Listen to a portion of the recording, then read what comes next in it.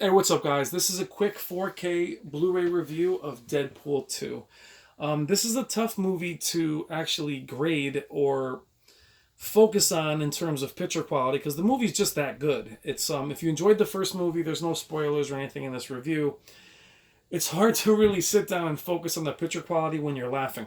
And between the soundtrack being age appropriate for those of us in our 30s and 40s, the movie had me laughing the entire time. And why it's difficult to grade is, especially over the Blu-ray, is to me it is, I guess, an uptick. It does look slightly better than the Blu-ray, but being that it's a new film, I'm not as critical about that as I am in the past. If I do pick up a new 4K Blu-ray, I want to make sure it blows away the classic Blu-ray I've had for years. On new films, I'm typically looking at them as themselves. If I have a 4K Blu-ray player and a TV, I'm going to buy the 4K version of new films. Not so with classic films. We'll talk about that.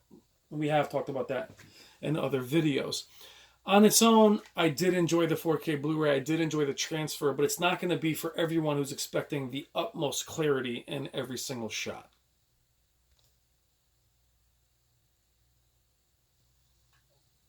What's going to throw a lot of you off initially is with an effects laden film and an action film, especially a newer one.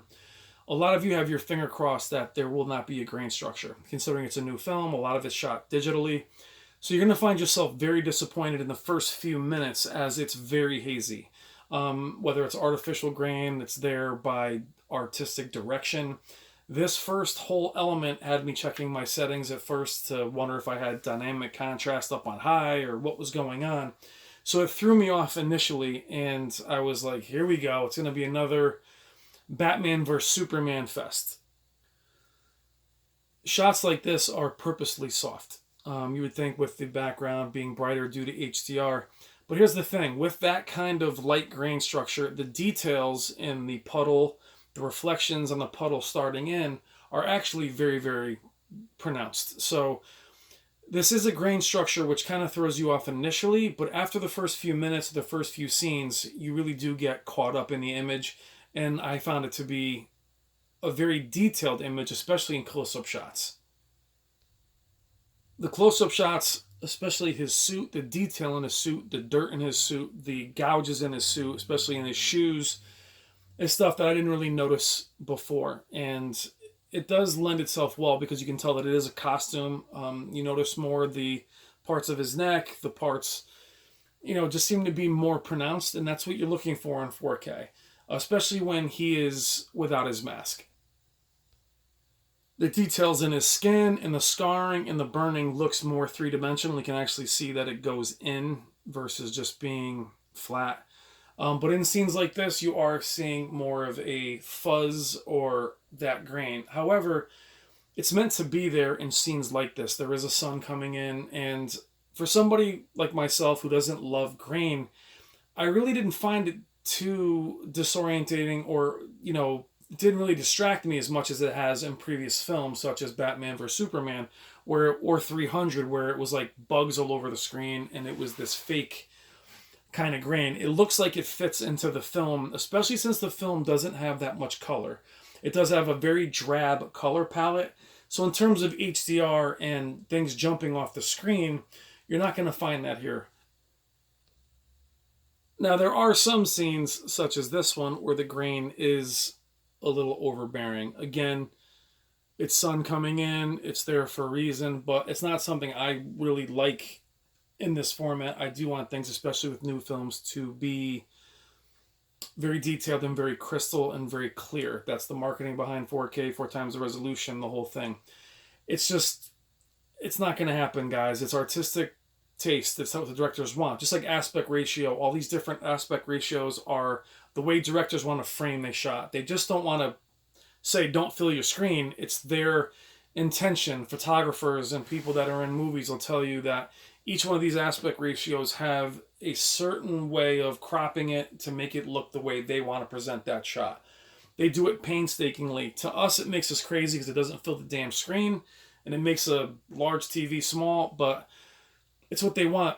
And, you know, grain haters might not love this movie, even though the movie is tremendous. And I got over it pretty quickly because I did like the way the rest of the movie looked.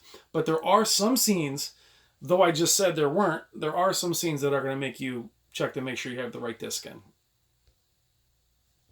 The color palette, again, muted, not the most colorful film, very drab. The HDR does add a little bit of color depth. It does change the color of the film slightly. You can really appreciate his outfit. The fact that, I got a joke for 1 second, Cable's tiny. I mean, in the comics, he's a big, this guy is, you know, I love this actor, by the way. He's great, but this movie does show not a big guy, not a tall guy either, but aside from that, his outfit, everything looks real. The effects are very well blended in. So the texture in his shirt, all that stuff is visible. It's just not going to be that eye-popping clarity, guys. I can't say that enough for those of you that are looking for a crystal clear image like you did with the Marvel franchise, or at least with the Avengers last few films. You're going to be a little disappointed here. But the sound, though, real quick to the sound, I did feel like this is a louder film. Has a little bit more punch. There's a lot of surround, but it isn't quite as low volume-wise as the Avengers discs were. But I had a laugh. Brolin is kind of a shorter guy to be a superhero. These guys are all like 6'7" in the comics, and my man's, you know, a little bit on the shorter side.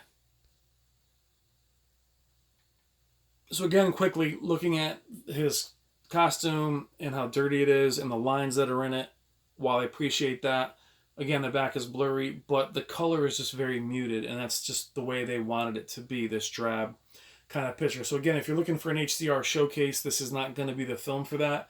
But again, as the director intended, the lighting effects and the explosion stuff pop off the screen, just like a lot of other films do. But nothing here is a true standout in terms of HDR. All close-ups are very, very detailed. You can see pores, you can see hair, especially later on when there's a dream sequence where you can see him look normal. All that stuff is very, very detailed. It is a good transfer, especially in terms of clothing, material, and action. The effects blend in well. Again, as you've seen in a lot of other films, again, 2K effects are purposely upscaled to blurry backgrounds to make them look more real and less artificial so they don't pop out so much. It's a good transfer, guys. It's not a must-have on the transfer alone. It's a must-have because the movie is that good, and it's just a movie you kind of have to have if you like this kind of film. So all that said, is it really worth picking up? Is it a must-buy? Like I just said, it is because the movie is that good. Is it a 4K showcase? It isn't. Is it a movie that you're going to show your friends and be like, wow, that's definitely the 4K difference? It just isn't that. Shot for shot, the details are fantastic. The grain, while distracting in some scenes, you do see how it serves a purpose through the muted colors. And it's not really that distracting. It's not something I wouldn't buy because of the grain structure. It's just the way the movie's supposed to look. I'm a little disappointed because I thought the first one was a lot clearer. But for the most part, I give it a thumbs up. I think it's worth picking up. I think it's something you should grab. Just, it's that good a movie. So I'm a little biased of how much I like the film.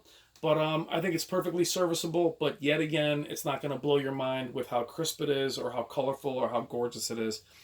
It's just a good movie. Good detail. Good all around. But just giving it a very good rating. Great movie. Good 4K Blu-ray. Check it out. Thank you as always, guys.